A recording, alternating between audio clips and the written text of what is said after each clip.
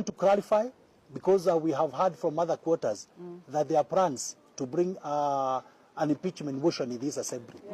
We are the members who can make or break an impeachment, and we are not interested in any impeachment. Yes. And we want to give our people of Kiambu confidence that our governor is not going anywhere. Yes. We know he's being persecuted, but we want to start with him. We are going to start with him.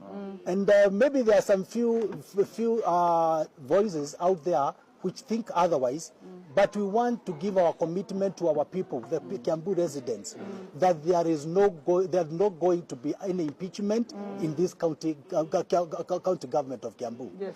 And we want to assure them that the remaining period that is ahead of us, we are ready to concentrate on work.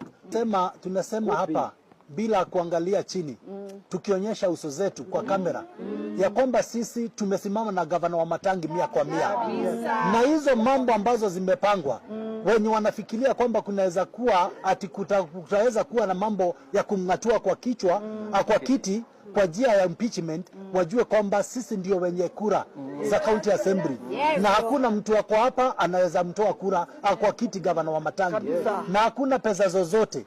Wacha hizo milioni 100 wanasema wameweka kando. Hata waweke bilioni 100. Hakuna mtu wako hapa ako na interest ya hizo pesa zao. Sisi kama wabunge wa Kiambu ambaye tuko hapa, tutasign tuna confidence yetu na governor, na itakuwa table leo hapa kwa ofisi yangu ya speaker.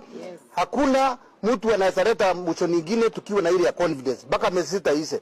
Na sisi kama watu wa Kiambu ambao tunasimamia hii county, hatutakubali kitu hata moja ya kuletwa. Na hiyo nimesema wale watu wako na hiyo kitu wanaweka kwa mitandao mambo ya impeachment, walete hapa bunge. Leo tumesign tukiwa wa MCA 80 wote. Tumesign confidence yetu na governor, na itakaa miezi 6. Kwa hivyo wangoje miezi 6 waanze hiyo propaganda wanataka kuleta. We cannot stand to see our governor being intimidated or harassed. Na tunataka even to talk to the Wanjiko who made us come here. Ati tunasikia wakisema if we happen to impeach governor, watafanya what they happened with the issue about the finance bill. Na sisi tunataka kuambia wakae kando, sisi tu protect governor tukiwa bunge. Na tuwahakikishie